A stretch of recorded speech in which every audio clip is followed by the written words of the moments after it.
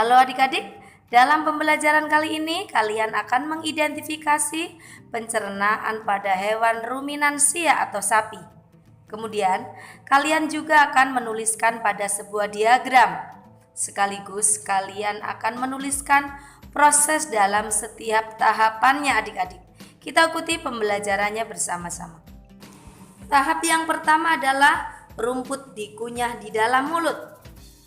Ya, dalam rongga mulut, hewan ruminansia terdapat dua organ sistem pencernaan yang memiliki fungsi penting yaitu gigi dan lidah. Gigi pada ruminansia berbeda dengan susunan gigi mamalia yang lain adik-adik.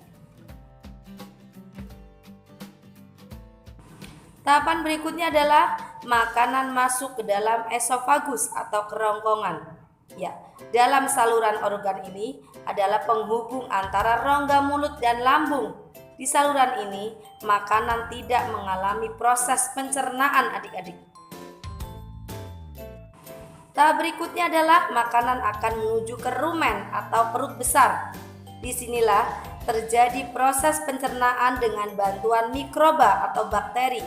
Makanan dicerna hingga menjadi bubur dengan gerakan mengaduk dilakukan oleh dinding rumen. Selanjutnya makanan akan kembali ke mulut.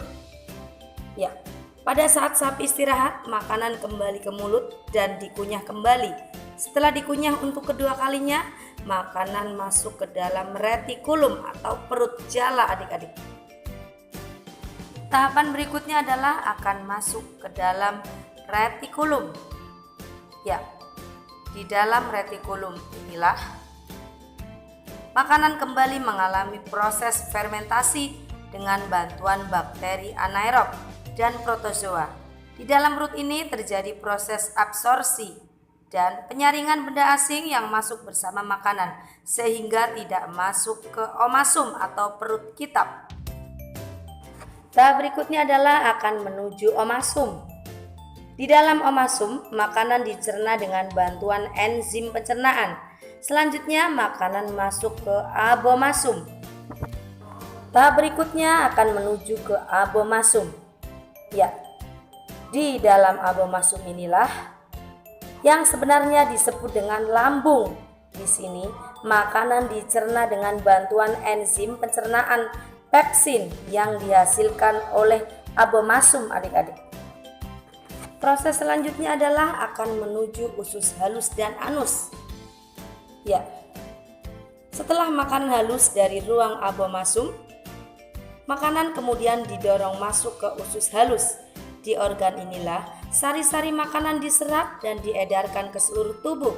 Selanjutnya, ampas atau sisa makanan akan dibuang melalui anus. Oke adik-adik, demikian pembelajaran kita hari ini. Semoga bermanfaat untuk kalian semua dan jangan lupa tetap semangat. Wassalamualaikum warahmatullahi wabarakatuh.